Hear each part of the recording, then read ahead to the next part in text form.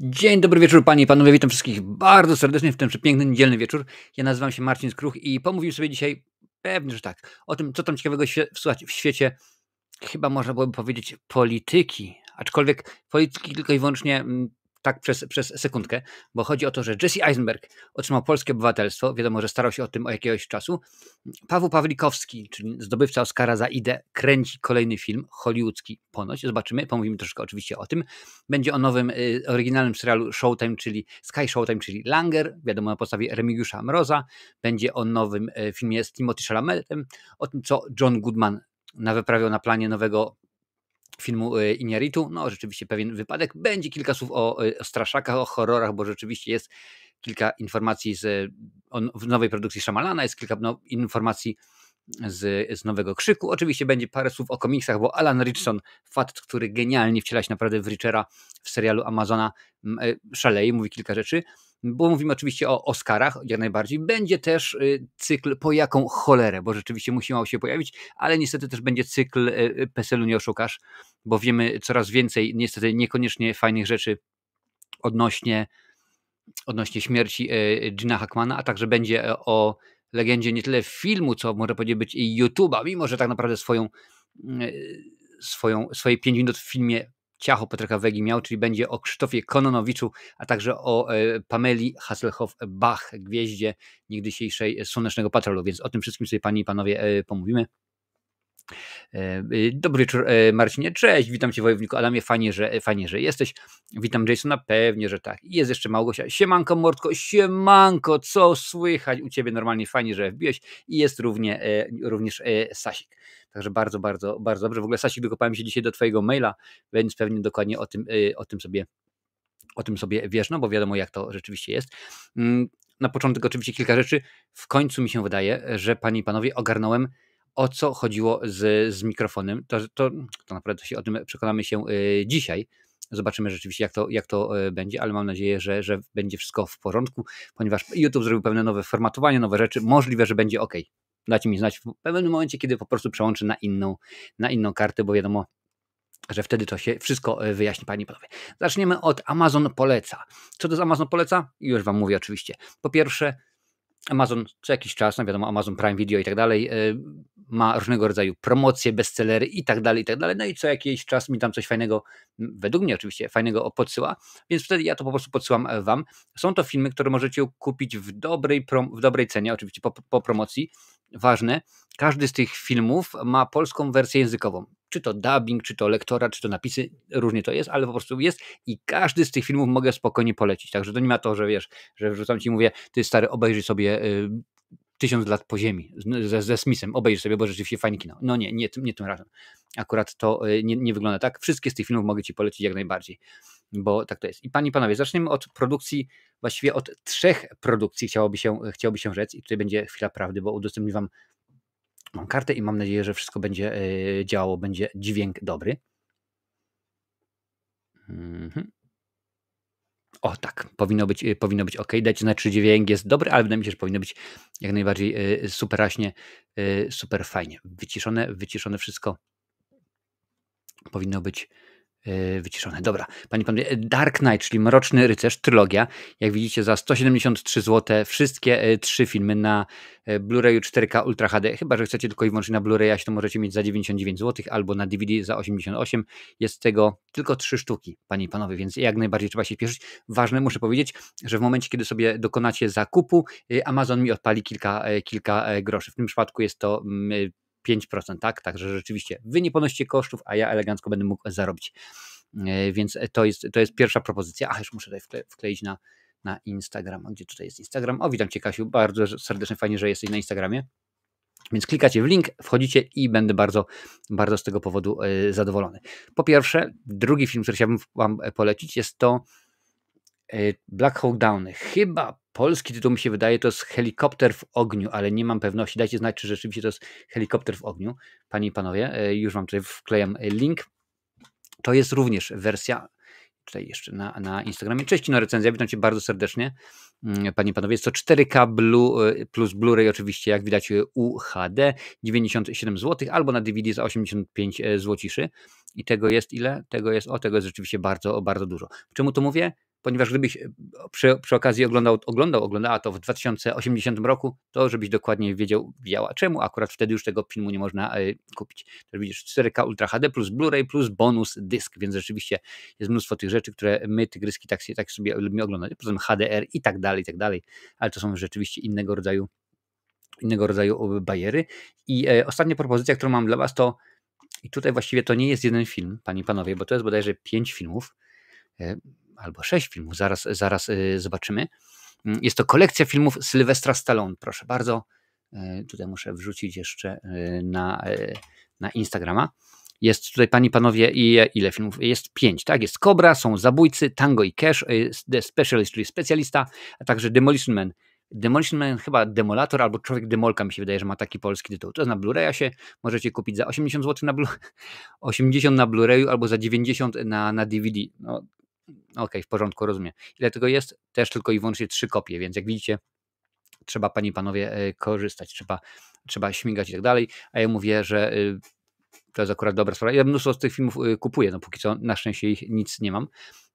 Na szczęście nic nie przyszło, no ale akurat tak to jakoś wygląda, że rzeczywiście jest tak, a nie inaczej. W ogóle dajcie znać. Napisz na czacie, drogi widzu Wicko, tak lub nie. Czy kiedykolwiek skorzystałaś z promocji właśnie, które ja tutaj udostępniam? Czy kupiłaś coś dla siebie, dla kogoś, czy po prostu wzięłaś, kupiłaś, tak lub nie? Bo jestem akurat ciekaw, jak to wygląda, czy rzeczywiście to, co mi Amazon poleca i to, co ja wybieram, rzeczywiście jakoś w miarę fajnie się przekłada na to, co wy oglądacie. Bo to oczywiście nie wszystko wrzucam, bo ja staram się, żeby to po pierwsze były produkcje, które mogę polecić, bo to jest dla mnie klucz, a po drugie takie, które mają swoje napisy po polsku, albo lektora, albo ja akurat mam to szczęście, że mój angielski jest na tyle dobry, że po angielsku mogę, ale na przykład nie wszystko. Panie i panowie, na czacie się pojawił nowy redaktor Filmożerców. Panie i panowie, witam bardzo serdecznie. Cześć Ormando, dzień dobry wieczór, witam cię bardzo serdecznie. Gratulacje, stary Filmożerców. Fajna sprawa, że jesteś, że się pojawiłeś. Jeżeli panie i panowie nie wiecie, o co chodzi, to Ormando dołączył do redakcji Filmożerców i kręci dla nich na YouTubie recenzje. Także jak najbardziej żółwik, piąteczka dla ciebie, fajnie, że jesteś. Ormando przy okazji pisze, że raz kupiłem. No i super, dziękuję bardzo, bo to jest wsparcie. Cześć Adalet, fajnie, że jesteś. I słuchajcie, panie i panowie, nie będziemy dalej przedłużać. Zaczynamy, bo tematów dzisiaj dosyć fajnie, a zaczniemy od tego, co awizuje dzisiejszy nasz odcinek. Otóż Jesse Eisenberg, twórca oscarowego, bo tak trzeba powiedzieć oczywiście, bo wiadomo, że Kieran Culkin otrzymał nagrodę Akademii Filmowej, o tym będziemy mówić oczywiście za chwilę, dostał polskie obywatelstwo. To nie jest nagle tak, że to gdzieś z kosmosu, bo on chciał, powiedzmy, kupić dom pod Krasnym Stawem i okazało się, że potrzeba rzeczywiście śmignąć. Tak to jest, ale akurat jak najbardziej chciał, bo jego przodkowie i on stwierdził, że chce jak najbardziej. To jest akurat artykuł tvn24.pl. Twórca Prawdziwego Bólu otrzymał polskie obywatelstwo, dokumenty wręczył prezydent. Już on tutaj pokazuje. I panie i panowie, i teraz mówcie, czy rzeczywiście mam dobrze wymyślone, czy dobrze to wyczaiłem i czy dźwięk rzeczywiście już jest w porządku, panie i panowie. Proszę bardzo. W maju 2024 roku informowaliśmy, że nominowany do Oscara aktor i scenarzysta Jesse Eisenberg złożył wniosek o polskie obywatelstwo. Po niespełna roku odbyła się ceremonia jego nadania. W Nowym Jorku gwieździe znanej The Social Network czy serii Zombieland. 2 filmy to w sumie nie seria, ale niech będzie. Dokumenty wręczył prezydent Andrzej Duda. Okej, w porządeczku, bardzo to cieszy. W czasie ceremonii odbywającej się w polskim przedstawicielstwie przy ONZ w Nowym Jorku doszło do oficjalnego przekazania dokumentów z rąk prezydenta Andrzeja Dudy. Cieszę się, że ludzie ze świata zza oceanu pamiętają o swoim pochodzeniu, o tym, że ich przodkowie wywodzą się z Rzeczpospolitej i chcą związać się z naszym krajem, stwierdził prezydent. Bardzo ładnie, bardzo mnie to cieszy. Tak, Lex Luthor był Polakiem, a może Kiri Skłodowska była mężczyzną, cytując film Juliusza Macholskiego. Eisenberg jest związany z Polską przez pochodzenie. Dostał obywatelstwo i jest z Polską związany przez pochodzenie. Nigdy bym się nie spodziewał. Co za... Jego rodzina mieszkała w Lublinie i Krasnymstawie. Relacje z przeszłością z perspektywy potomków emigrantów stały się tematem jego ostatniego filmu Prawdziwy ból. To historia kuzynów, którzy wyruszają w podróż do Polski, aby uhonorować zmarłą babcię i poznać swoje korzenie. W efekcie dołączają do wycieczki po miejscach związanych z Holokaustem. W filmie zagrał też znany z sukcesji Kieran Culkin. Eisenberg, scenarzysta, reżyser i gwiazda, współpracował z polską ekipą filmową, a zdjęcia powstawały m.in. w Warszawie i Radomiu. No na to wygląda, że 2 filmy to już jest seria, wiesz, no czyli tak naprawdę Juliusz Machulski nakręcił serię Wabank, wiesz, i tak dalej, i tak dalej. Nie no, to jest straszne, wiesz, ja mówiłem o Orlando jeszcze, zanim przejdę panie i panowie dalej do artykułu, ja mówiłem, że naprawdę beznadziejne są te artykuły na Filmwebie i nie mam tak naprawdę skąd wziąć innych. Jeżeli macie jakąś fajną stronę z newsami filmowymi, dajcie znać, że są w miarę fajnie, koherentnie poukładane. Eisenberg po raz drugi w karierze został nominowany do Oscara, tym razem nie jako aktor, ale scenarzysta. W nocy z 2 na 3 marca statuetką dla najlepszego aktora drugoplanowego otrzymał Culkin, ale nie Macaulay Culkin czy Kevin sam w domu, ale panie i panowie, jego brat, który nomen omen też pojawia się w tym filmie i nomen omen też gra jego brata, Fullera, tego co tam pije za dużo Pepsi, a potem sika do łóżka. Oprócz The Social Network, Zombieland czy Iluzji, serii Iluzja powinno być napisane, bo tam już 2 części są, a 3 kręcą. Eisenberga mogliśmy oglądać w takich filmach jak Osada, 30 minut lub mniej, Adventureland, Walka żywiołów, Zakochani w Rzymie, Śmietanka towarzyska, Sztuka samoobrony, Batman v Superman, Świt sprawiedliwości i to właśnie to, co mówił Orlando, panie i panowie. Lex Luthor był Polakiem. Chociaż to się tak, można tak potraktować wstecz, wiesz, no bo tak teoretycznie, no nie. W 2022 roku na festiwalu Sundance zadebiutował jako reżyser dramatem When You Finish Saving the World, czyli kiedy skończysz ocalać świat, ratować świat bardziej. W rolach głównych Finn Wolford i Julianne Moore, panie i panowie. Oczywiście tutaj jest zwiastun, ale tego nie będę pokazywał, bo nie chcę, żeby wyskoczyły prawa autorskie. No super, no fajnie, cieszy mnie to, bo rzeczywiście kiedyś chciałem poczynić taką listę jak osoby, które są Polacy w Hollywood, no i tak naprawdę ciężko było, bo oczywiście my sobie fajnie radzimy i to od dawien dawna, jeżeli chodzi o muzykę, jeżeli chodzi o operatorkę i takie rzeczy, no ale jeżeli chodzi już o aktorów, to jest różnie. Panie i panowie, jeżeli mówię aktora, Liam Gaffney. How you doing, Liam? How's it going? Panie i panowie, jeżeli nie kojarzycie, to jest aktor, który też występował w polskich produkcjach, a u mnie wystąpił w takim filmie jak Predator Celtic Days. Także bardzo, bardzo fajnie, że Liam pojawił się, panie i panowie, na czacie. Kinorecenzja pyta, czy w tym boksie Stallone wszystko.pl. Wydaje mi się, że tak, ale odezwij się do mnie jeszcze sprawdzę później, bo sprawdzałem wcześniej, teoretycznie tak, ale nie sprawdziłem chyba tak naprawdę, czy wszystkie filmy były napisane ogólnie, że jest po polsku, więc mam nadzieję, że jak najbardziej po polsku. Dużo gwiazd Hollywood ma polskie korzenie poprzez mamę czy dziadków. Można powiedzieć, że trzyma Hollywood za cojones. No wiesz, no sama tak naprawdę Oscary były założone przez Polaków. Ja pamiętam, kiedyś robiłem na ten temat oczywiście odcinek, że MGM, czyli Metro-Goldwyn-Mayer, to jest polskie, to jest założone przez Polaków. Warner Brothers, no teraz w rękach Japończyków, też jest założone przez Polaków, przez braci Warnerów i tak dalej, więc rzeczywiście Hollywood, no, było kiedyś polskie, a teraz tak to jest, no, jeżeli popatrzymy, że chyba ostatnio najbardziej rozpoznawalnym polskim aktorem w Hollywood, oczywiście abstrahując od tego, że jest Jesse Eisenberg, no to jest, panie i panowie, pewnie Adamczyk z roli takiej, że we are interrogating you, bro, rozumiesz? Czy powiedzmy, kiedyś to była Joanna Pacuła, tak, bo przecież pamiętam ją, czy to filmy ze Stevenem Seagalem, musicie podrzucić tytuł, który to był film ze Stevenem Seagalem, czy rzeczywiście kilka innych produkcji. Ona tam się pojawiała, cały czas była w latach 80., 90., no oczywiście Park Gorkiego i tak dalej. A ostatnimi czasy, no to z tym bywa różnie, tak? Nie ma tak, że powiedzmy, myślimy Hiszpania, proszę bardzo, powiem Antonio Banderas i od razu wszyscy wiedzą, tak? Czy gdzieś tam powiedzmy ktoś powie Skandynawia, no to powiem Skarsgardowie. No niekoniecznie. Tym razem jest różnie. Ja się właśnie zastanawiam, czy jak ktoś jest gwiazdą, to też przychodzi test na Polaka. No wiesz co, ja rozumiem, że jest ukłon w jego stronę, tak, że na przykład odebrał swoje papiery w Nowym Jorku, a nie przyjechał na przykład do Warszawy, tak jak wszyscy, gdzie prezydent mu wręcza, proszę bardzo, to jest twoja bumaga, tutaj masz napisane i dziękuję bardzo. A nie, bo to jest akurat recenzja. I dostajesz fajnie i jest twoje. No to w Nowym Jorku, ale w polskiej. No okej, no to jest ukłon. Domyślam się, nie sprawdzam tego, ale domyślam się, że prezydent akurat był w Stanach Zjednoczonych, coś tam robił. Bo jeżeli prezydent Polski poleciał do Nowego Jorku tylko i wyłącznie po to, żeby wręczyć Jesse'emu Eisenbergowi obywatelstwo, no to w tym momencie to już są jaja. Nie wiem, jeżeli wiecie, panie i panowie, to dajcie znać na czacie, jak to wygląda, ale mam nadzieję, że po prostu był przy okazji, bo tam miał jakieś rzeczy do załatwienia, wiadomo, musiał coś podpisać, no to akurat pojechał. Marcinie Trzymaniec mówił o tym, że Jan Komasa będzie kręcił balladynę w konwencji gotyckiego horroru. A może będę, a może nie. No i jeszcze Joanna Kulik czy Tomasz Kot swego czasu byli rozchwytywani w Ameryce, ale nie zdecydowali się zrobić większej kariery za granicą. Wiesz co, no, to czy byli rozchwytywani, to jest insza inszość, tak? Jak to mawia Kabaret, bo ja rozumiem, zgadzam się oczywiście po tym, co się działo w Idzie, czy po zimnej wojnie bodajże, tak, no to oni się pojawili, oni byli i oni istnieli, ale pamiętaj, Jurku, że tak jest w Hollywood, taka jest zasadność, że kiedy dostajesz Oscara, dostajesz nagrody, zostajesz rozpoznawany, automatycznie bardzo szybko występujesz w filmie komercyjnym. Dobry, niedobry, wiesz, Halle Berry otrzymała Oscara, potem wystąpiła w beznadziejnie przyjętym filmie Kobieta Kot. Zdarzyło się oczywiście, bo tak. Matt Damon dostał Oscara razem z Affleckiem za Buntownika z wyboru, niemalże od razu, że tak powiem, niemalże, wziął Jasona Bourna, tak? A tutaj ten wziął Daredevila, bo trzeba się pojawiać, bo rzeczywiście to jest tak. Tutaj stwierdzono, że ta kamera, no oczywiście, która kamera mnie kameruje, że ta kariera ma się troszeczkę inaczej potoczyć, no i nie wyszło to rzeczywiście na dobrze, nie, ponoć akurat tak było.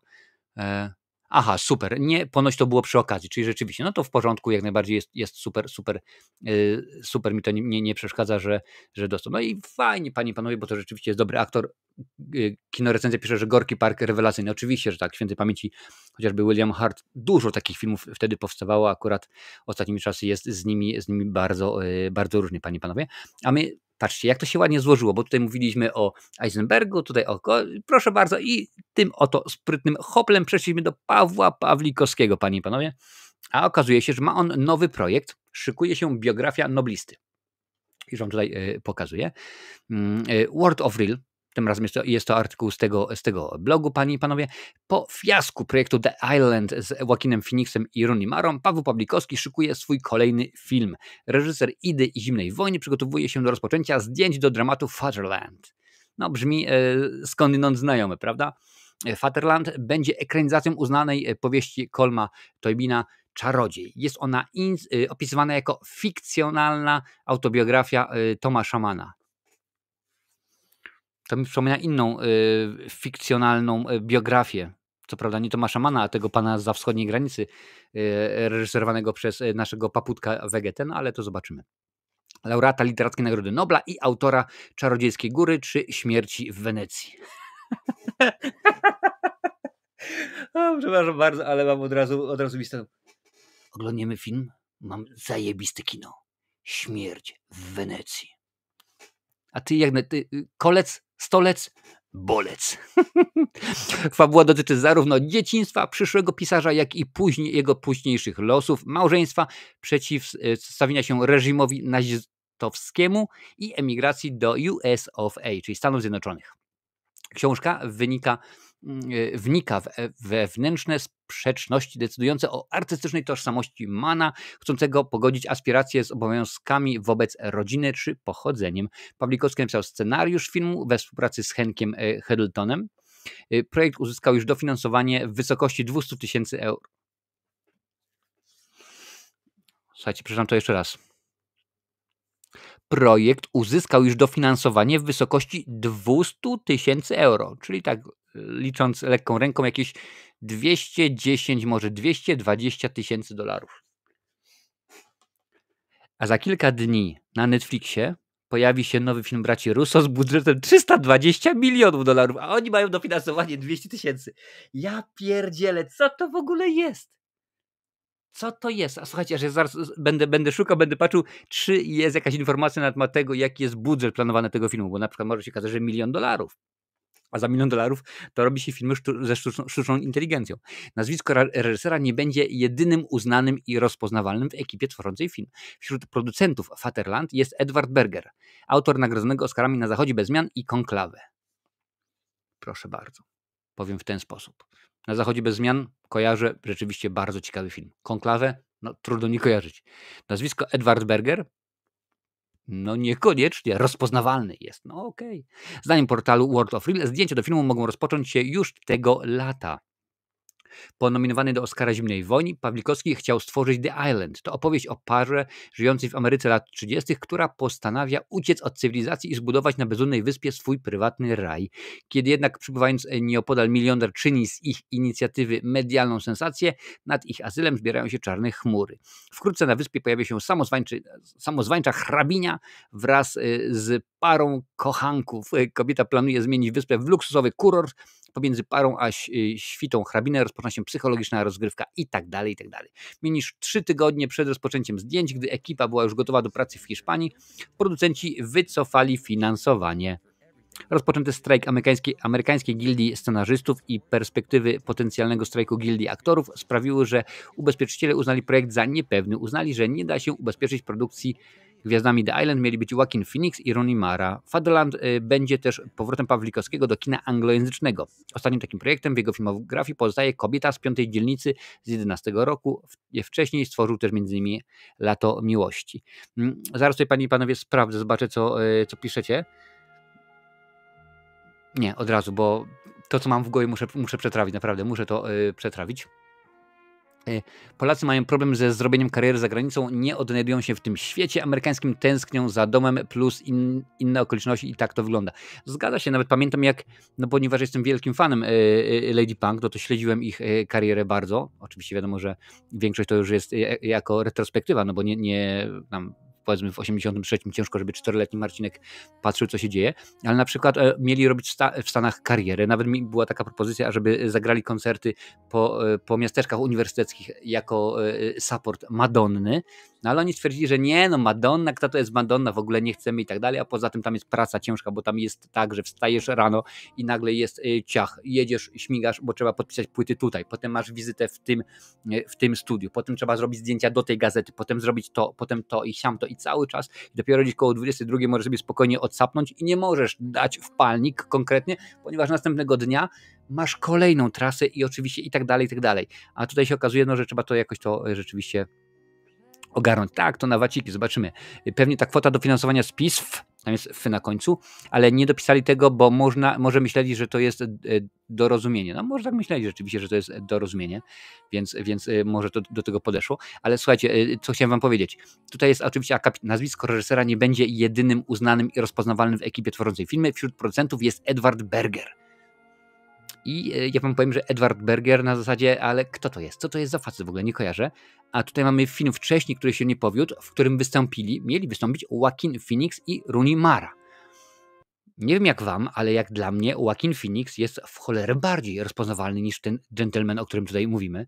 No bo rzeczywiście chociażby mówić o tym beznadziejnym Jokerze, który dopiero co był nominowany do Malin i tak dalej. Oprócz tego oczywiście Gladiator, oprócz tego jeszcze Spacer po linie, czyli tak, Walk the Line i Ona, świetny rzeczywiście film, Wada ukryta i tak dalej, mnóstwo tych produkcji. Rooney Mara, panie i panowie, już wam pokazuję oczywiście. To nie jest tak, że oni są wszyscy super świetni, ale po prostu są bardzo znani. Dziewczyna z tatuażem, Piotruś Pant do Nibylandii, no to akurat rzeczywiście słowa. Ona, w porządku. The Social Network, patrzcie jak to się wszystko pięknie zgrywa, bo jest akurat ten Panaceum. I jak dla mnie Rooney Mara i Joaquin Phoenix dużo bardziej są rozpoznawalni niż Edward Berger. Więc to troszeczkę to dla mnie takie kituś bajduś. Nie wiem ile tu jest kituś bajduś z World of Real, a ile tutaj jest odnośnie tego z Filmwebu, bo jeżeli to jest artykuł World of Real, to tutaj jeżeli jest napisane o dofinansowaniu 200 000 euro, no to na pewno nie jest to ze strony World of Real, tak, bo oni rzeczywiście raczej nie orientują się, co się dzieje w PISF-ie. Polski Instytut Sztuki Filmowej. Ja wiem, że przez ten medal, co mam na ryju, ja brzmię po prostu beznadziejnie, no ale akurat rzeczywiście tak się zdarza. No ale dobrze, w porządku, mamy, niech będzie, niech się darzy. Tym bardziej, że pamiętać, że biografie to są takie produkcje, które bardzo często lubią wskoczyć w okres oscarowy i tak dalej. Wiadomo, co teraz było przecież, więc mam nadzieję, że będzie super świetnie. Panie i panowie, dajcie znać, czy rzeczywiście jak przełączam się jest w porządku, czy wykminiłem dobrze z tym mikrofonem, że już nie ma problemu, bo już ostatnio myślałem, że trzeba będzie zmienić mikrofon, ale na szczęście się udało, no ale zobaczymy panie i panowie jak to jest, jak to będzie. A ja tylko przypomnę, pewnie, że tak, jak najbardziej, że panie i panowie, gadam sobie dzisiaj o tym, co tam w Hollywoodzie. Jeżeli lubisz takie odcinki, to pomóż mi i nakarm algorytm, daj łapę w górę, to będzie po prostu rewelacja, to rzeczywiście się poniesie i ten algorytm, ten materiał będzie się roznosił, bo dzisiaj jesteśmy na YouTubie, na Facebooku, na Twitchu, na Instagramie oraz na TikToku, więc pozdrawiam wszystkich, dajcie łapy w górę, serduszka, czy co tam na tej platformie, na której oglądasz się daje, byłoby mi niezmiernie miło, a jeżeli udostępnisz ten materiał na swoich mediach społecznościowych, to już w ogóle byłaby całkowicie poezja, bo to byłoby rewelacyjnie, to byłoby super, to byłoby po prostu bardzo, bardzo dobrze, panie i panowie. Przenosimy się do serialu, nowego serialu oryginalnego Sky Showtime pod tytułem Langer. Taka jest propozycja kolejna, którą mam dla was. Zobaczymy, czy wam się spodoba. Już tutaj patrzę, panie i panowie. Ujawniamy, słuchajcie, dobra, będę się dalej śmiał, a czemu nie? Dziś taki dzień mogę. Ujawniamy obsadę nowego serialu oryginalnego Sky Showtime Langer. Jest to informacja nadesłana do nich od Sky Showtime. I oni ujawniają. Odkryli karty, wynaleźli. Tego by nikt nie powiedział. Dość powiedzieć, że gdyby się każdy z nas zapisał na newsletter właśnie do Sky Showtime, to byśmy dostali maile. Takie samo jak ja dostaję od Netflixa, informując mnie, że Netflix drożeje. Jak dostaję od Maxa, który mówi, że my też drożejemy i tak dalej, i tak dalej. No ale Filmweb ujawnia, panie i panowie. Oni ujawniają. Dobra, mamy. Serial oryginalny Sky Showtime Langer to kolejna produkcja serwisu, który konsekwentnie powiększa katalog lokalnych tytułów w swojej ofercie. Premiera już wiosną. No, czyli rzeczywiście super. Czyli już za chwilę, czyli łatwo się można, panie i panowie, domyśleć, że już w tym momencie jest nie tyle kręcony, co on już jest w tym momencie zmontowany i trwają tak naprawdę ogarnięte szałem prace marketingowe, reklama.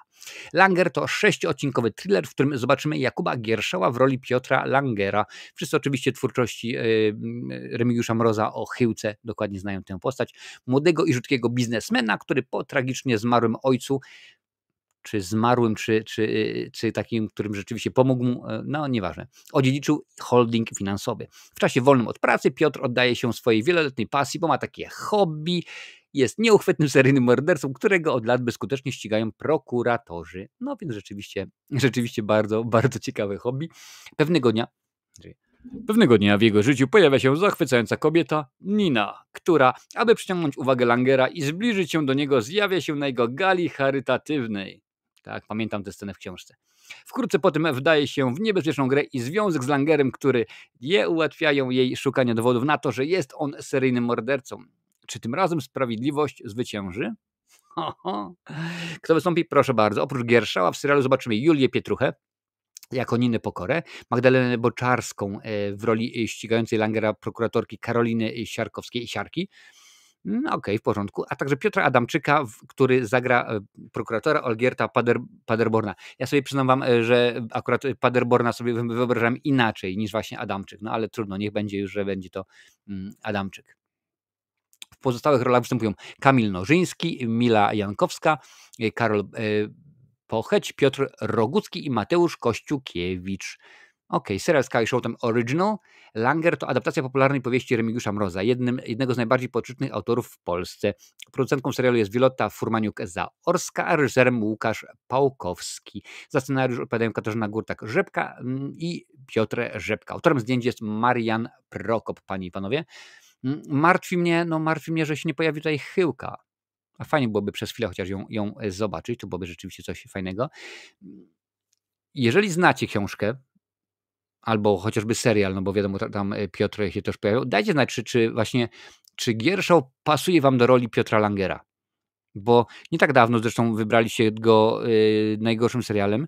Netflix zekranizował oczywiście Forsta, też Remigiusza Mroza i tam Borys Szyc był beznadziejny, był totalną wielką pomyłką i rzeczywiście nie wyszło to. A jestem ciekaw, jak to w waszym przypadku jest na temat Gierszała. Dajcie znać, co myślicie, czy on jest rzeczywiście super, czy on jest ten. Głos normalny, nie ma żadnych udziwnień. My jesteśmy normalni, nie będzie udziwnień. Dziękuję bardzo, to znaczy, że rzeczywiście fajnie wyczaiłem. A powiem wam, to akurat wynikło stąd, że oglądałem sobie innego youtubera, bardzo, bardzo zresztą ciekawego, bo lubię sobie oglądać innych youtuberów również. No i miał taki sam motyw, że przełączył, pokazał ekran i nagle było tak mu się działo. Nie? I on mówi, a że akurat to jest facet, który na YouTubie jest jeszcze dłużej niż ja i akurat jego działką jest technologia, to mówi, aha, to rzeczywiście to jest formatowanie, to tamto, siam to rzeczywiście poklikał, popatrzył i się okazało, że oprócz tego, że No, krótko mówiąc, że na każdej karcie, jeżeli nawet nie ma dźwięku, to trzeba na nią kliknąć prawym przyciskiem i włączyć wyciszenie strony. Krótko mówiąc, i w tym momencie już jest w porządku, albo przynajmniej powinno być. I tak to rzeczywiście jest, panie i panowie. Dobra, tutaj piszcie, a ja sobie łyknę herbatkę. O, jak dobrze. Akurat u nas dzisiaj była piękna pogoda. Irlandia słoneczna. Chyba z 11 stopni aż. Naprawdę cieplutko. Tak rzeczywiście tak to wyglądało. Ale przy okazji dzięki temu miałem możliwość porobienia kilku rzeczy. Także jeżeli dzisiaj koło godziny 13 czy tam 14 pojawiała ci się informacja, że jest live na YouTubie, czy tam właśnie na Facebooku, to było tylko i wyłącznie test mikrofonu. Sprawdzałem tam, co mogę rzeczywiście zrobić, a żeby było super fajnie, żeby było lepiej. Dobra, lecimy dalej, panie i panowie. Timothy Chalamet, również głośne nazwisko i po raz wtóry artykuł World of Real. Tak się jakoś składa rzeczywiście. Ja nie wybieram to akurat, po prostu tak się samo się układa. Timothy Chalamet spotka jeźdźca bez głowy. No i akurat to mi się niekoniecznie podoba, no ale zobaczymy, jak to będzie. Specjalista od hollywoodzkich przecieków, czyli Daniel Richman, podzielił się ostatnio soczystą plotką. Podobno Timothy Chalamet kuszony jest główną rolą w widowisku Disneya Ichabod. Projekt będzie nową ekranizacją opowiadania Legenda o sennej kotlinie z 1820 roku autorstwa Washingtona Irvinga. Opowiadanie to już było wielokrotnie przenoszone na duży ekran. Najsłynniejsza wersja to Jeździec bez głowy Tima Burtona z 1999 roku. Tam właśnie w roli jeźdźca wcielił się Christopher Walken, a to oczywiście jest Johnny Depp oraz Christina Ricci. Chalamet miałby się wcielić w Ichaboda Crane'a. To młody mężczyzna, który przybywa do sennej kotliny jako nauczyciel. Na miejscu zakochuje się w pięknej Katarzynie von Tessel. Córka farmera ma jednak jeszcze jednego adoratora, lokalnego osiłka zwanego Bromem Wielkoludem. Powodem pewnego dnia podczas przyjęcia u Van Dieselów obaj panowie walczą o względy Katarzyny. Ichabod próbuje podbić serca dziewczyny tańcem i śpiewem. Brom chwali się swoimi heroicznymi wyczynami, w tym spotkaniem z jeźdźcem bez głowy. Ichabod jest człowiekiem rozumu i nie wierzy w bzdury o upiorach i duchach. Pogarda dla sił nadprzyrodzonych będzie miała dla niego znaczące konsekwencje. Podobno za reżyserię filmu Ichabod odpowiadać będzie Alfonso Gomez Reon, który ma na swoim koncie kilka sezonów serialu American Horror Story. No więc rzeczywiście dosyć ciekawe nazwiska. W porządku, rzeczywiście bardzo fajnie byłoby, gdyby, no mówię, ja mam ten problem, że według mnie Jeździec bez głowy Burtona nie zestarzał się. Ja wiem, że oczywiście, że on ma swoją bardzo specyficzną technikę, bardzo specyficzny styl tworzenia produkcji i jeżeli popatrzycie na przykład na Batmana Edwarda Nożycorękiego, no to rzeczywiście widać ten jego sznyt, czy chociażby oczywiście Willy'ego Wonkę, tego wcześniejszego, no to widać, że to są rzeczywiście jego produkcje, ale no nie wiem, czy jest potrzeba. To nie jest produkcja, która się zestarzała, bo okazało się, że robili ją 500 lat temu i są efekty specjalne przestarzałe, albo że grało się inaczej i tak dalej, tak dalej. No nie, rzeczywiście niekoniecznie. Adaś tutaj pisze, że ja nie przepadam za Timothy Chalametem. No rzeczywiście ja nie w każdej roli go również sobie cenię. Na przykład jak dla mnie był parodią w biografii Dylana, ale za to był świetny, jeżeli chodzi o Willy Wonkę, więc różnie z tym może być. No ale zobaczymy. Pożyjem uwidiem, ale kręci się dużo, jak najbardziej kręci się dużo, panie i panowie, bo na przykład, pewnie, że tak, González Iñárritu kręci nowy film. Okazało się niestety, że na planie tego filmu jest kontuzjowany John Goodman. Co prawda nie gra on głównej roli, no ale akurat ważna sprawa. John Goodman kontuzjowany. Iñárritu wstrzymuje zdjęcie, podaje nam portal Deadline tymże razem.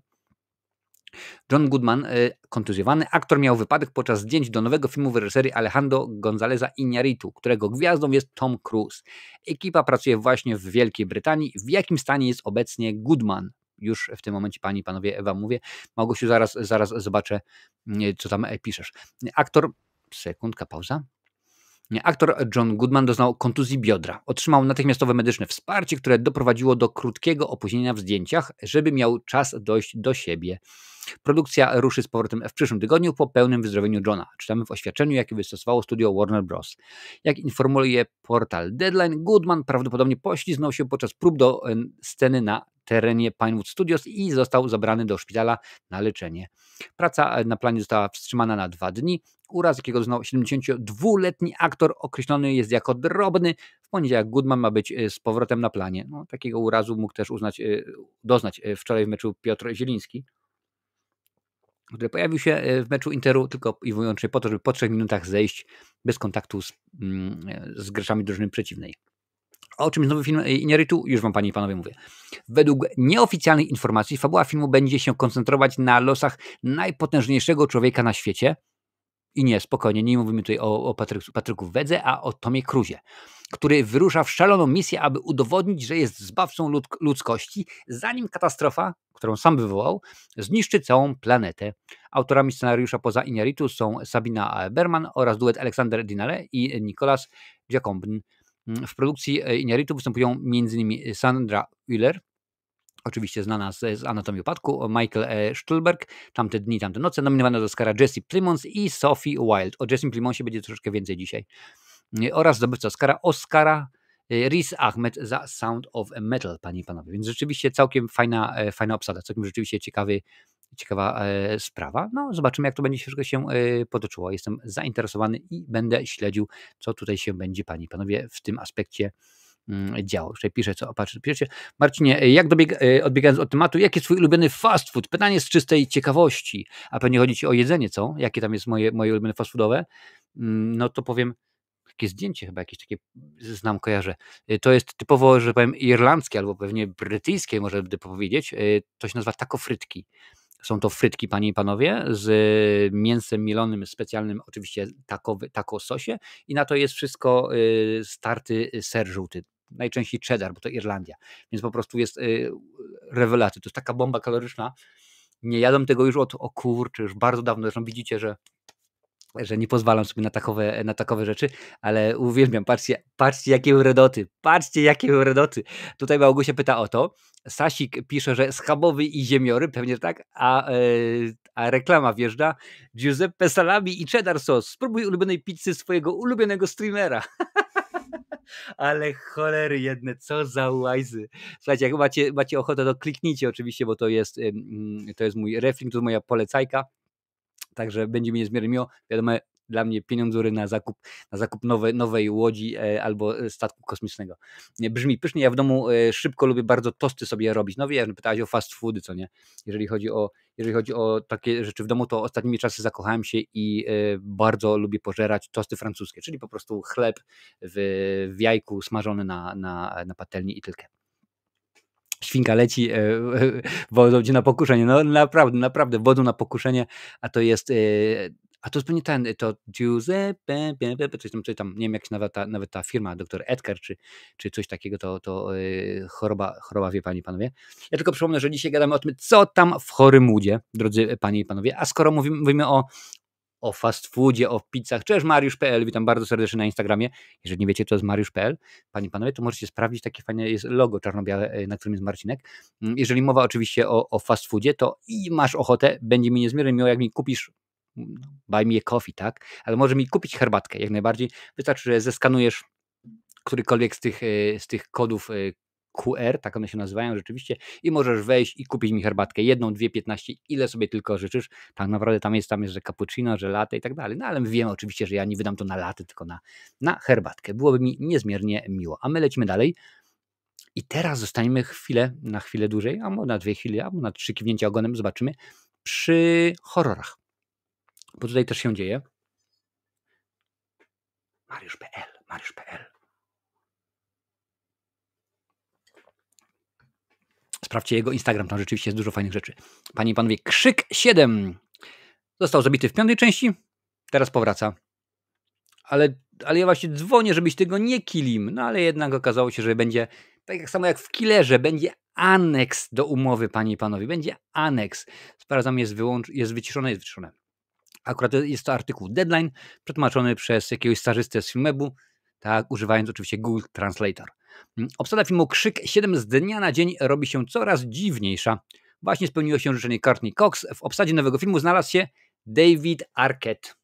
Jeżeli się nie zastanawiać, tak, to jest on, ten tutaj facet, on, proszę bardzo, Dewey. Wiadomość, że David Arquette powraca, dla wielu fanów serii będzie niezrozumiała. Aktor wcielał się bowiem w postać szeryfa Dewey'ego Rileya, który był mężem granej przez Courtney Cox Gail Weathers. Nie jest tu przypadkowe. Dewey zginął w piątym krzyku.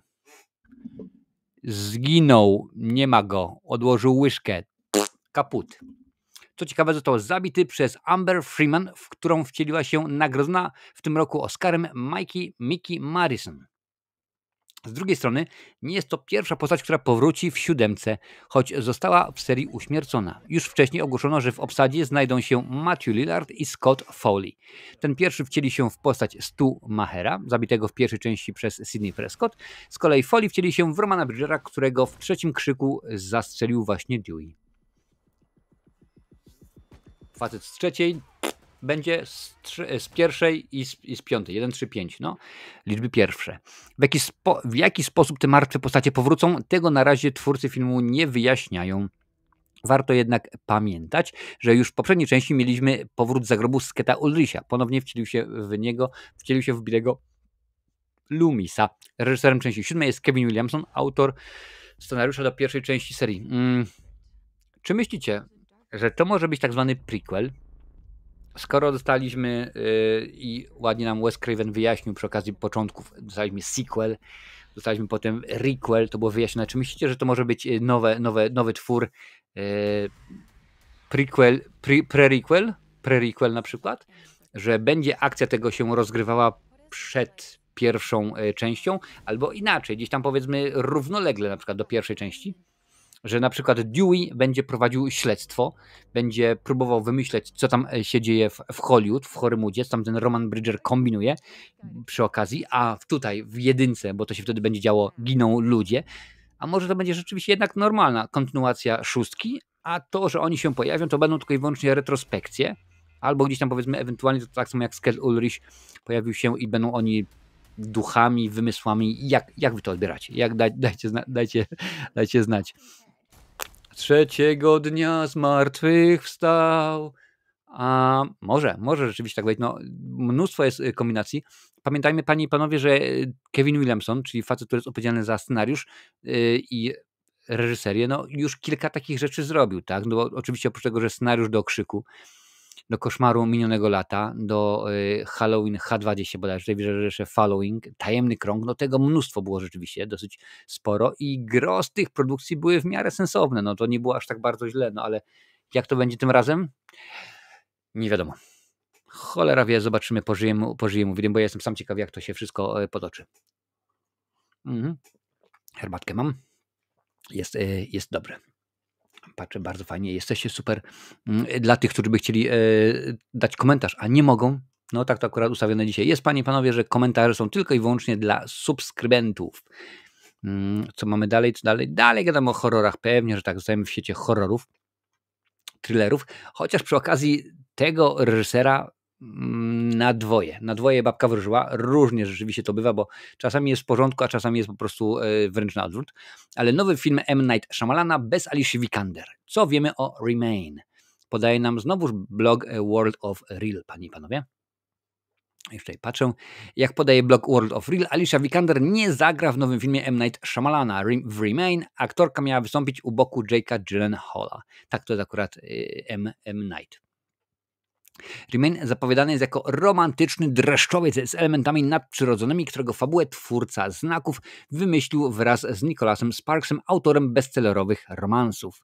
Co ciekawe, wspólnie wymyślona historia ma stać się zarówno podstawą scenariusza nowego filmu Shyamalana, jak i książki Sparksa. Patrzcie, widzicie, to już nie tylko jedno uniwersum, jeżeli chodzi o filmy, ale też przy okazji uniwersum książkowe. Pięknie. Obaj artyści tworzą jednak swoje dzieła niezależnie od siebie, tak, bo każdemu nie zależy. Start produkcji zaplanowany jest na sierpień tego roku, dlatego producenci muszą szybko poszukać zastępstwa.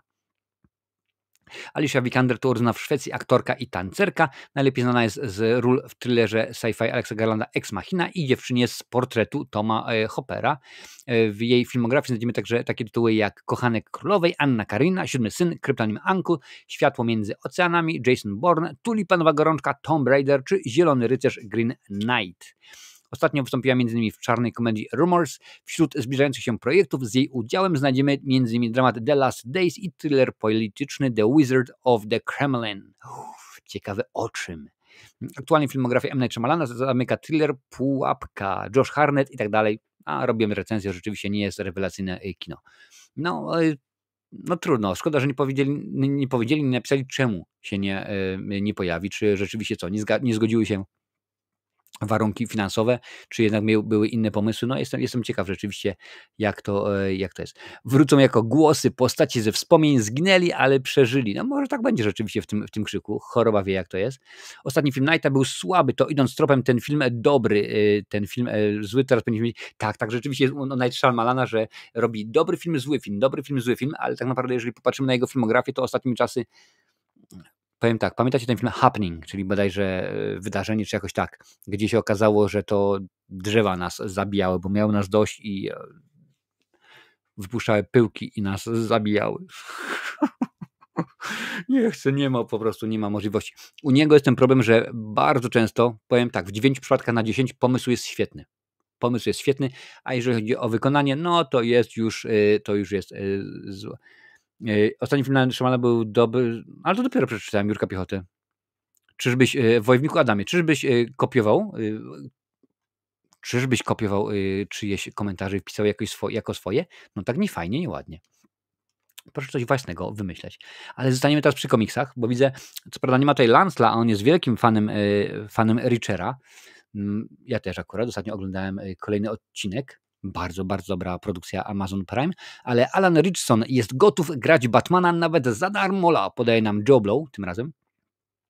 James Gunn i Peter Safran, szefowie DC Studios, ujawnili ostatnio, że Batmanem kinowego uniwersum DC nie będzie Robert Pattinson z filmu Matta Reevesa. DCU ma dostać swojego własnego Batmana, który pojawi się w planowanym widowisku The Brave and the Bold. Kto mógłby go zagrać? Jest co najmniej jeden chętny. Alan Ritchson, proszę bardzo, panie i panowie, to jest ten koleś. Jeżeli znacie oczywiście Richera, to wiecie, i to nie mówię o tym Richerze z Tomem Cruise'em, tylko akurat o tym Richerze tutaj. Alan Ritchson, gwiazdor serialu Reacher, od jakiegoś czasu jest popularny wśród fanów kandydatem do roli Batmana. Tak, zgadza się? Dobrze, nie spociłem się. Zapytano więc samego zainteresowanego, jakie ma zdanie w tej kwestii i czy jest ziarno prawdy w pogłosce o tym, że może zagrać Człowieka Nietoperza. Najzabawniejsze w tej plotce jest to, że James Gunn powiedział publicznie LOL. On nie gra Batmana, ale ta pogłoska nie chce umrzeć. Codziennie jestem pytany o to, czy zagram Batmana. Zadziuryczną. Czy zagram Batmana? Tak. Nie musieliby mi nawet płacić. Ubrałbym ten kostium. Gotham jest moje, dodał aktor. No powiedzmy tak, no to jest kawał chłopa, więc rzeczywiście nadawałby się. Co ciekawe, Richard wcielił się już wcześniej w superbohatera z uniwersum DC. W latach 2005-2010 występował jako Aquaman w serialu Tajemnice Smallville. A ponieważ, panie i panowie, wiemy, że to oczywiście nie jest to samo uniwersum, więc czemu nie? A Alan Ritchson ma 191 cm wzrostu, więc jak wiecie, jest kawał chłopa, a przy okazji jest dobrze zbudowany, więc no, na Batmana by się nadawał idealnie. Więc zobaczymy, jak to będzie wyglądało. Może coś się z tego urodzi, może rzeczywiście jakaś fajna sprawa z tego wyniknie. Byłoby mi bardzo, bardzo, bardzo miło, że rzeczywiście aktor, który no ma predyspozycję, bo rzadko się zdarza, wiecie, Schwarzenegger jak zaczynał jako aktor, to on był beznadziejny. Jeżeli widzieliście Herkulesa w Nowym Jorku, to po prostu to jest woła o pomstę do nieba. Oczywiście nie mówię nawet o wcześniejszych jego występach w serialu Ulice San Francisco, tam też się pojawił. On dopiero później, z czasem się wyrobił. No nie to, że jest genialnym aktorem, ale jest okej, w porządku. A tutaj facet już rzeczywiście nie to, że jest duży, zbudowany odpowiednio, no to przy okazji dobrze gra, także to jest fajna sprawa. Jeszcze patrzę. Nie śmiej się, bo w Polsce też mieliśmy takie filmy Drzewa, bodajże się nazywał, z Pawłem Wawrzeckim. Nic nie jest oryginalną produkcja PS. Drzewa to badziew totalny. No widzisz, zdarza się po prostu, że tych produkcji jest rzeczywiście bardzo złych, bardzo dużo. No i tak to rzeczywiście czasami wygląda. No ale mam nadzieję, że dojdzie. Ktoś rzeczywiście wrzucił ostatnio zdjęcie, że nadałoby się Richardson na Aquamana super świetnie. Nie no, dajcie spokój, Batman jest poważniejszy i to akurat wiadomo, że byłby wielki krok do przodu. Jeżeli chodzi oczywiście o jego karierę, bo oczywiście o takowej mówimy. A my co teraz mówimy? A my mówimy o tym dalej. Pewnie, że tak, panie i panowie, jak najbardziej. Super, jest was mnóstwo osób. Dziękuję bardzo za wszystkie łapy w górę, bo to rzeczywiście niesie. algorytm. No dobrze wiecie, jak to działa. Wydajecie łapę, to się wyświetla coraz większej ilości osób, no i w tym momencie coraz więcej do nas dołącza i tak dalej, i tak dalej. Rzeczywiście jest super, jest świetnie, jest bardzo fajnie. Tutaj patrzę, co piszecie. Dobra, to mogę wyłączyć, to mogę. Okej, jest git. Super, dobra, panie i panowie. Niestety przychodzi czasami taki moment, że trzeba pomówić o tym, panie i panowie, że PESEL-u nie oszukasz. Dzisiaj mam dwie osoby. Ten gentleman, tak jak mówiłem wcześniej wam, panie i panowie, nie był on bezpośrednio związany z kinem. No, może akurat nie tak do końca, bo tam wystąpił w jednym filmie, ale był YouTube'ową, internetową niespodzianką. Nie powiem, że był super, nie powiem, że był rewelacyjny, ale rzeczywiście Krzysztof Kononowicz jest kojarzony. No, niewiele osób pewnie wie, ale startował, tutaj Lincoln mi się przydał, bo on jest z Białegostoku, startował do Rady Miejskiej, nie dostał się, startował na urząd prezydenta Białegostoku. Właśnie stamtąd jest to powiedziane, że nie będzie bandyctwa, nie będzie złodziejstwa, nie będzie niczego. Miał 62 lata, ostatnie kilka tygodni spędził w hospicjum, chorował na zapalenie płuc, więc dosyć poważny. W 2010 roku Kononowicz wcielił się w postać prokuratora wyreżyserowanej przez Patryka Wegę komedii Ciacho. Wystąpił też w krótkometrażowym dramacie Tomasza Pędzieszczyka Konstrukcja własna. Miał 62 lata, panie i panowie, więc rzeczywiście facet nie był super stary. No, nie czarujmy się, tak? Tutaj oczywiście są zdjęcia promocyjne z produkcji, właściwie już w tym momencie bardziej z premiery filmu Ciacho. Kononowicz zagrał niewielkie role w Ciacho, oczywiście o tym wcześniej mówiłem. I tym drugim, od 2015 roku publikował na YouTubie filmy i streamy z jego udziałem, zaczęły zdobywać popularność wśród internautów. Materiały znane jako Uniwersum Szkolna 17 ukazywały libacje alkoholowe i wulgarne kłótnie ze współlokatorami. No, w 2022 roku stał się bohaterem jednego z odcinków prowadzonego przez Elżbietę Jaworowicz programu Sprawa dla reportera. Pod koniec ubiegłego roku Kononowicz trafił do hospicjum. No rzeczywiście, jako pierwszy informację o jego śmierci podał Zbigniew Stonoga na swoim profilu w portalu X. No zdarza się, panie i panowie, tak to rzeczywiście jest, że pewien etap się kończy i jak czegoś nie ma, to nie będzie niczego, bo akurat tak to jest. Więc Krzysztof Kononowicz już od nas odszedł. Również odeszła od nas Pamela Bach, była żona Davida Hasselhoffa, miała również 62 lata, więc coś takiego rzeczywiście słabego. Tamten artykuł oczywiście to było Stefan24, to jest z Variety, panie i panowie. Nie żyje aktorka Pamela Bach, była znana z gościnnych ról w telewizyjnych w Słonecznym Patrolu czy Nieustraszonym obok swojego męża Davida Hasselhoffa. Miała 62 lata. Proszę bardzo, kilka słów na temat Pameli, ale nie Anderson. Znalazła się oczywiście na planu Niezwyciężonego, tam poznała gwiazdę serialu Davida Hasselhoffa. Para pobrała się 4 lata później. Rok później na świat przyszła ich pierwsza córka Taylor Ann, a druga Hayley urodziła się w 1992 roku. Bach występowała w takich serialach jak Żar młodości, Zdrówko, Syreny, Nocny Patrol. Nocny Patrol to była popłuczyny po Słonecznym Patrolu. TJ Hooker, Viper. Viper był świetny, lubiłem oglądać ten samochód, no bo to akurat chodziło o Dodge'a Vipera. Pojawiała się też w takich filmach jak Spotkanie ze strachem, Nudity Required, Castle Rock i Mój przyjaciel pies. W 2011 roku była też jedną z uczestniczek brytyjskiej wersji programu Celebrity Big Brother. Zmarła 5 marca w swoim domu w Los Angeles. Wezwani na miejsce śledczy określili przyczynę śmierci jako... No niestety, rzeczywiście. Po śmierci byłej żony Hasselhoff wydał krótkie oświadczenie, w którym poprosił o uszanowanie prywatności całej rodziny, panie i panowie. No niestety, wasze zdrowie, panie i panowie,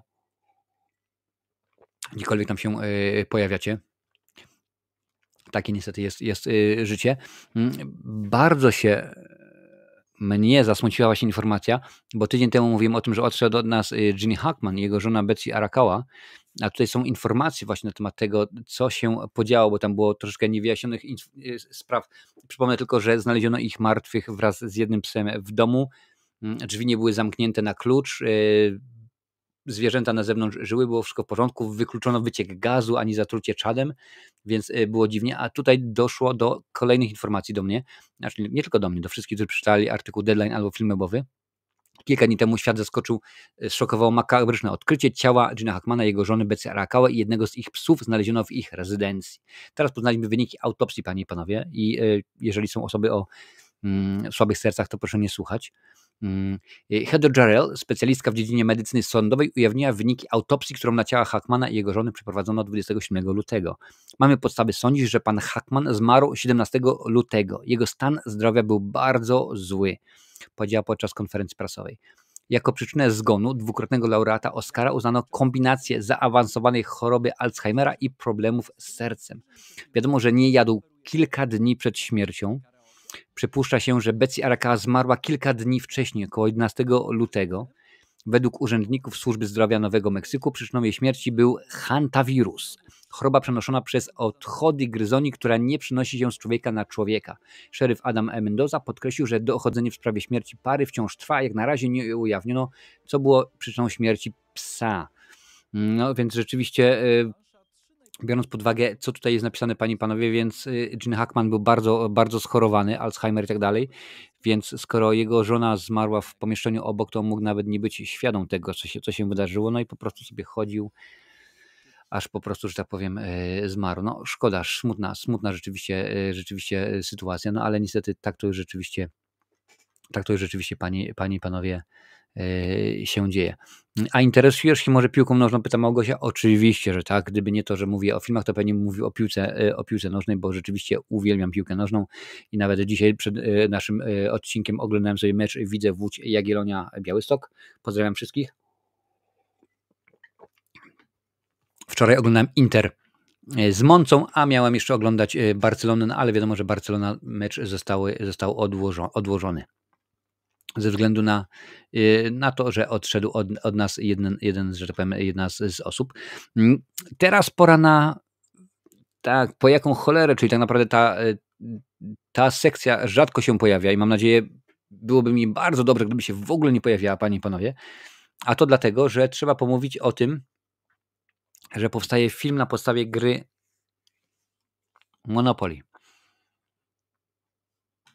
Co wy na to?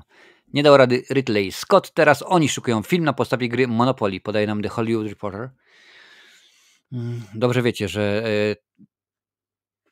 czemu w Formudzie? Dlatego w Formudzie, bo te dekle już nie mają pomysłu na filmy, rzeczywiście, które by zarobiły mnóstwo pieniądzurów, aby się dało zrobić. Więc lecimy z tym, że zrobimy na podstawie Monopoly film. Jak zapowiadali, tak zrobiono. Studio Lionsgate jest o krok bliżej realizacji filmu na podstawie gry Monopoly. Właśnie wybrani zostali scenarzyści. Lionsgate zapowiedział Monopoly w ubiegłym roku, kiedy od koncernu zabawkowego Hasbro przejęło studio Entertainment One. Teraz wiemy już, komu wytwórnia powierzyła pracę nad scenariuszem. To John Francis Daly i Jonathan Goldstein. Panowie niedawno przenieśli do kin kultową grę D&D, jednak widowisko Dungeons and Dragons Złodziejski Honor nie osiągnęło oczekiwanych wyników finansowych, więc szanse na rozwijanie tamtego uniwersum spadły do zera. A szkoda rzeczywiście, bo to był fajny film. Aktualnie Hasbro stawia na serial telewizyjny. Jeżeli panie i panowie kojarzycie tutaj Johna Davida Francisa, to jest ten gentleman z takiego serialu jak Bones, czyli Kości, to bardzo dobrze kojarzycie. Historia prób przeniesienia gry Monopoly liczy sobie wiele lat. Na różnych etapach projekt zaangażowani byli m.in. Kevin Hart i Tim Story i nawet Ridley Scott, który planował przekształcić grę w futurystyczną opowieść przypominającą łowcę androidów.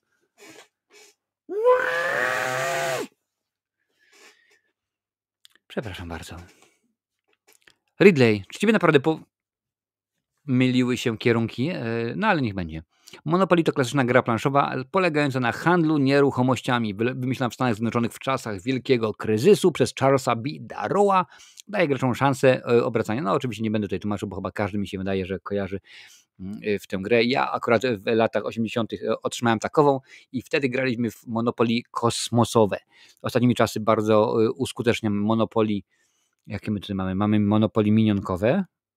Mamy Monopoly klasyczne i jakieś tam jeszcze jedno trzecie mamy. No to więc różnie z tym bywa. Czy ja chcę zobaczyć ten film? Nie chcę zobaczyć tego filmu. W ogóle zastanawiam się, po jaką cholerę. Znaczy ja wiem po co, panie i panowie. Po to, ażeby włoska firma Vittorio Mamona, Lorenzo Casucci i Johnny Szmal musiała się zgodzić. Tylko i wyłącznie po to rzeczywiście jest zrobione, bo no to tak samo jak z Bondem, panie i panowie. Nagle okazało się, że przejęli prawa do Bonda od Barbary Broccoli i co robimy dalej? A no dalej, panie i panowie, robimy to, że robimy film o Bondzie.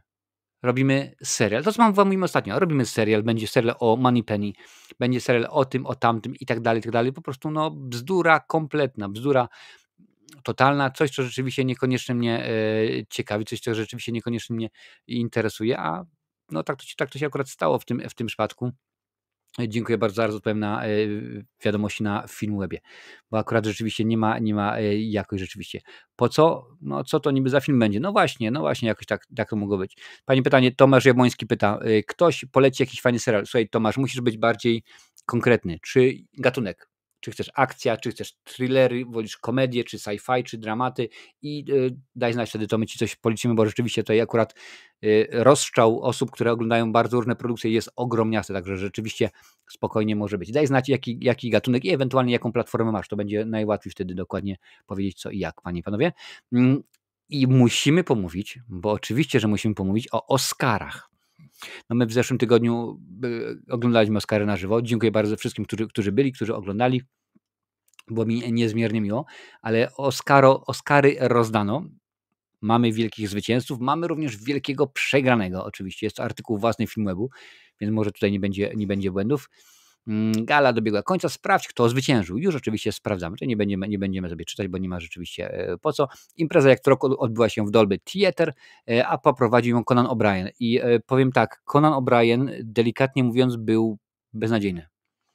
Był nudny, nie był zabawny, żarty były z poznaku Karola Strasburgera jak cholera i rzeczywiście nie była to dobra produkcja, więc rzeczywiście no było źle i bardzo źle. Mieli tutaj mnóstwo prezenterów, to o tym oczywiście nie będę mówił, bo rzeczywiście chyba nie ma po co, ale mamy tego kto nominację, no nie, no tylko, aha, dobra, już jest, kto wygrał. Największym wygranym, trzeba powiedzieć, jest Anora.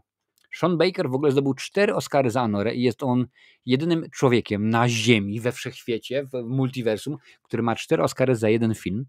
Zdarza się, po prostu jemu się udało, ma jako producent, jako reżyser, jako scenarzysta i jako montażysta, ale o tym będzie oczywiście za chwilę.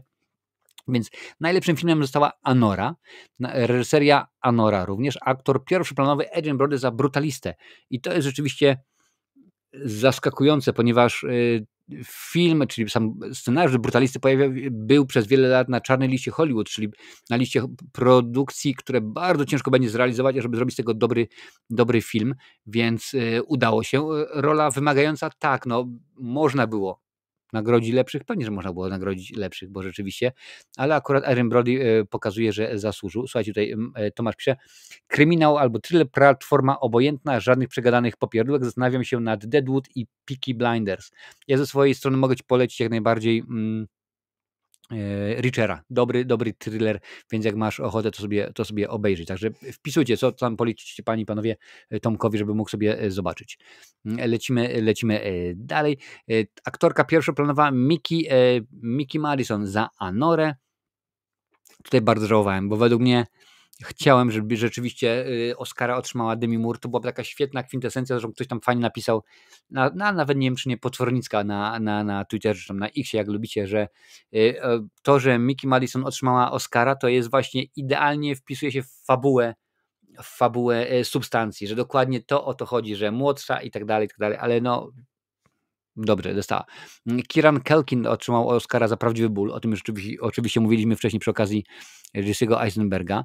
No, w porządku. Można powiedzieć, że to jakoś daje radę. Zoe Saldana za Emilię Perez, za aktorkę drugoplanową. Tutaj miałem polemikę nomen omen z portalem Deadline, bo napisali, no Zoe Saldana w końcu otrzymała Oscara. Ja mówię, jakie kurde w końcu? To co ona ma, 85 lat? Co ona, była nominowana 25 razy do Oscara? Co ona, wystąpiła już w 84 filmach? No nie, jest młodą kobietą, ma pierwszą nominację, od razu Oscar. Ona w końcu dostała Oscara, no bez przesadyzmu. Nie traktujmy tego w ten sposób, tym bardziej, że i tak wiemy, że Oscary nie są przyznawane najlepszym filmom, tylko najbardziej rozreklamowanym. Lecimy dalej. Scenariusz adaptowany Konklawę, scenariusz oryginalny znowuż Anora, czyli Sean Baker, facet szaleje po prostu, także świetnie. Film międzynarodowy I'm Still Here, panie i panowie, tutaj już wam pokazuję. Brazylia, rok 71, kraj coraz bardziej duszony przez wojskową dyktaturę. Matka jest zmuszona na nowo odnaleźć siebie, gdy życie jej rodziny zostaje zniszczone przez akt przemocy. No więc rzeczywiście Jak widzicie, to nie są lekkie, łatwe i przyjemne. Animacja, otrzymuje film Flow z Łotwy, jeżeli pamięć mnie nie myli. Tutaj w ogóle było, ponieważ no, Flow otrzymał Oscara, był to pierwsza nominacja i pierwszy Oscar dla Łotwy, po czym Conan O'Brien mówi, no wiecie, super, Łotwa, ale Estonio, no my wiemy oczywiście, że Estonia jest obok. Estonio, no, ty jeszcze dzisiaj nic. No i kilka razy w ciągu tego wieczoru nawiązywał do tej Estonii, że Estonia, twój czas, twoja pora na Oscara. Tak sobie myślałem, ilu z tych Amerykanów, ilu z tych gwiazdorów, gwiazdeczek, które tam się pojawiły w Hollywood, wie w ogóle, gdzie jest Estonia? Jak większość z tych ludzi myśli, że Europa to jest kraj. Tak się zastanawiam, czy oni dokładnie wiedzą, gdzie jest Estonia. No dobra, Jesse Eisenberg, tam Kieran Culkin mogą kojarzyć, bo byli i tak dalej. Ale czy wiedzą? 99,9 powiem, że nie wydaje mi się, panie i panowie.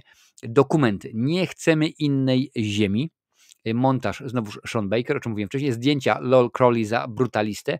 Tu się zgadza rzeczywiście, bo czy Brutalista, czy byłby to Nosferatu, to jest wszystko oczywista oczywistość, bo akurat zdjęcia były piękne i to są te rzeczy, o których ja wam często po prostu mówię, że oni mają szansę, albo chciałbym, żeby oni dostali, bo to jest coś rzeczywiście świetnego. Zaraz tutaj widzę, że się pojawiają się komentarze, zaraz wam odpiszę. Efekty specjalne, Duna część druga, no jak mówię, Piotr Bałtroczyk, nie będziemy polimeryzować, bo chyba rzeczywiście nie ma po co. Muzyka Brutalista, piosenka El Mal z filmu Emilia Perez. To mnie zaskoczyło, bo ta piosenka akurat była z tego filmu, była nominowana dwa razy, dwie piosenki były z tego filmu, a taka była niepisana do tej pory, bo to się zdarzyło już kilka razy. Zasada w Hollywood, że jeżeli na przykład są w jednej kategorii dwie nominacje z tego samego filmu, no to nie dostaje nikt, a tutaj się rzeczywiście udało.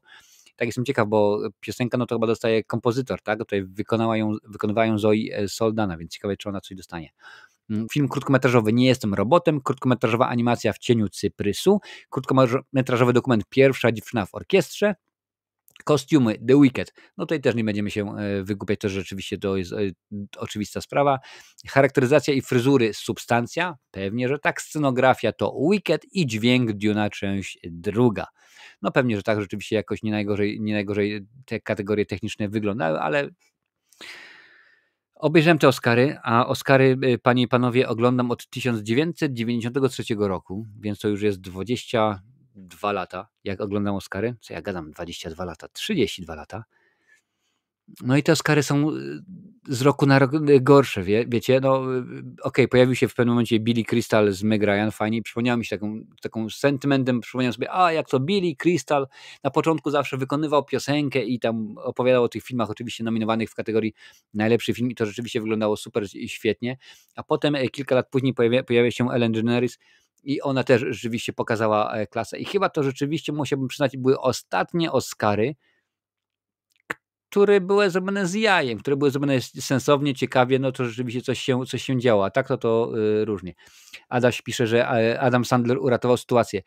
No pojawiło się ciekawie, ale to widać było, że to było wyreżyserowane i jak dla mnie to było troszeczkę na siłę, wiesz, no bo nikt mi nie powie, że nie było wyreżyserowane, bo tak, no nagle słyszeliśmy Sandlera dokładnie, bo nie miał mikrofonu, co? No nie, proszę cię bardzo, niespecjalnie. Dla mnie Dziki Robot lepszą animacją od Flow. Dziki Robot rzeczywiście był świetny, no ale widzisz, no tak to już jest. A tym bardziej, że to jest ważne, panie i panowie, musicie wiedzieć, kto przyznaje Oscary. Wiadomo, że ktoś powie Akademia, ale to nie jest nagle tak, że Sylvester Stallone obejrzał sobie powiedzmy Flow i stwierdzi, to ja głosuję. No nie. Oni oczywiście tam są zrzeszeni w swoich związkach zawodowych, aktorów, scenarzystów i tak dalej i ty, jako scenarzysta, głosujesz w kategorii na najlepszy scenariusz. Jako scenarzysta nie możesz głosować w kategorii na najlepszą muzykę. Bo rzeczywiście to nie jest twoja działka. Więc osoby zajmujące się animacjami głosują na animację. Tak jak w piłce nożnej, tutaj używając nomenklatury Małgosi. Trenerzy głosują na najlepszych trenerów, zawodnicy na najlepszych zawodników i tak dalej, reżyser na reżysera. Tak samo jest tutaj. Także, a Litwa, co też nie dostała do swojego Oscara, a akurat w przypadku Conana to on może wiedzieć, gdzie Estonia, bo często w ramach swojego programu często jeździ po świecie, w tym po mało znanych krajach. Aha, okej, no to rzeczywiście Możliwe, że tak jest. Ja Conana nie oglądam już od wielu, wielu lat, bo akurat jakoś z niego wyrosłem. No ale Dziki Robot będzie miał kolejną część, więc będzie miał kolejną szansę. No sobie pewnie, że tak. No przecież widzieliśmy, co się działo z Toy Story i z tymi innymi produkcjami, więc czasami jest szansa na to, że się dobrze pobawimy. Ja też liczyłem na Demi, że zdobędzie nagrodę, liczyłem na więcej nagrody dla Konklawy i Substancji, no ale cóż, i tak nie jest źle, dobre filmy dostały nagrody. Ja byłem bardzo zadowolony, Jurku, że w tym roku żadnego Oscara nie otrzymał film kompletnie nieznany, czyli Timothée Chalamet w roli Delana, bo dla mnie to było totalne nieporozumienie, wiesz? Okej, film w porządku, może tam powiedzmy gdzieś tam oscyluje u mnie w okolicy 5-6 na 10, no 6 chyba dałem, ale rzeczywiście nie było to super świetne, wiesz, ktoś tam stwierdził, ale patrz, on tyle się uczył, żeby śpiewać, żeby grać. Ja mówię, no dobra, no, że zrobił, ale to nie zrobił tego dobrze, nie zrobił tego świetnie. Ktoś mówi, że przecież patrz, a Adrian Brody, tam jemu pomogła sztuczna inteligencja, żeby ten jego węgierski był super dobry, ale było innych. No tak, ale no nie czarujmy się, wolałem, że dostał Brody, niż miałby dostać Chalamet. Wiadomo, że Oscary były do bólu poprawne polityczne, nikt nie pojechał po tym facecie z brzydką fryzurą, co film o nim też był nominowany w dwóch kategoriach, no niestety. Były jakieś takie miałkie, mdłe te Oscary, wiecie, nawet te żarty nie były takie super świetne. Można by pomyśleć, będzie grubo, bo Conan O'Brien to jest facet, który lubi przywalić i ma możliwości. No nie. Ja mówię, chcecie dobrych, zabawnych Oscarów? Dała mi tam Ricky Gervaisa. Niech on poprowadzi Oscary tak, jak poprowadzi Złote Globy. To naprawdę będzie całkowicie super odlot. No ale to już wiecie, jak to jest. Piszcie panie i panowie jakieś tam seriale dla Tomasza, bo rzeczywiście on tam coś chce obejrzeć. Także wiadomo jak jest. No a co, Oscary się skończyły. W tym momencie mam, no to jest tak, że nie wiem jak akurat Orlando, które znaczacie, podchodzi do tego, ale ja podchodzę do tego, że w tym momencie skończył mi się sezon. Wiem, że oczywiście recenzje są ustawiane tam, powiedzmy na przykład recenzje 2025 i cały rok, ale tak naprawdę dla mnie teraz jest koniec sezonu i mam powiedzmy kilka dni odpoczynku, dlatego między innymi w tym tygodniu chyba tylko pojawiła się jedna recenzja, jeżeli mnie pamięć nie myli. I oczywiście były to nie, bo jeszcze małpa się pojawiła, tak, były Dzieci Kukurydzy 9 Ucieczka, no i pojawiła się małpa w piątek czy w sobotę. No ale teraz mam spokój, tak, mam spokój do tego aż do jutra, kiedy to jutro wjedzie. Tak, jutro wjedzie, panie i panowie, film, którego nie chciałem obejrzeć, a musiałem. Pokażę wam kawałek? Mogę wam chyba pokazać kawałek. Pewnie, że tak. Tylko muszę pewnie znaleźć dźwięk, żeby to wszystko jakoś grało. Mowa o filmie, oczywiście nowym filmie Paputka Vegety. To się jutro pojawi. Udostępni dźwięk. Tak, udostępni dźwięk. To się jutro pojawi na kanale. Wspierający już mają możliwość oglądania tego filmu od jakiegoś tam czasu. Jak łatwo się domyśleć, był to bluzgana recenzja, więc dosyć konkretnie pojechałem, ale zobaczcie, wpuszczę wam ten kawałeczek, możecie się przekonać, co tam rzeczywiście Lincoln musiał wypikać, bo wiadomo, że Lincoln to wszystko montował, a ja puszczę wam, zobaczcie, czy wszystko jest w porządku i dajcie radę, czy dobrze wszystko słychać. Tak, oczywiście, że tak, musiałeś czekać na to, aż będzie recenzja nowego filmu Paputka Vegety. Pewnie że tak, bo kto by nie czekał, bo wiadomo, że jak Paputek to już to będzie rzeczywiście masakra. Tym razem mowa o filmie z tego roku oczywiście. Film, który jest biografią, jak to ładnie napisane, że jest kompletną fikcją, ale oparty jest na faktach autentycznych. Jaka to jest bzdura, jaka to jest ten film jest słaby. Dobra, okej, lecimy. Bo dostałem, powiem, zazwyczaj nie mówię jaka jest ocena, ale ten film dostał ode mnie maksymalną liczbę, tak, 1 na 10. I to tylko dlatego, że nie mogłem na Filmwebie zaznaczyć zera, wiesz, tak to by dostał. Dobra, wystarczy. Wystarczy, panie i panowie, nie będę pokazywał dalej. Tak, film o tym. Dokładnie. Wszystko słychać, czyli super, czyli dobrze, czyli wydaje się, że udało mi się rozwiązać te problemy dźwiękowe. To się już jutro się pojawi, będziecie mogli słuchać, zobaczyć, jak tam się męczyłem przy okazji tej produkcji i będziecie mogli też zobaczyć, a właściwie wysłuchać, kiedy kolejna recenzja filmu Patryka Vegety, no ale to już czas pokaże. Akurat Conan dość fajnie prowadził show, Oscary mogły się wydać mdłe, bo z jednej strony nie można pojechać z grubej rury, wiadomo, a z drugiej nie chciano z tego zrobić żałosnego political show. Jak najbardziej można podejść do tego w ten sposób. Jak dla mnie po prostu było słabe. Conan nie był świetny, nie był zabawny. Chociaż też z drugiej strony na początku bodajże pierwsze 20 minut oglądałem z polskim lektorem, bo zanim wyczaiłem na Kanal Plus, któremu dziękuję za udostępnienie dostępu do transmisji, jak wyłączyć naszego lektora, no to było jak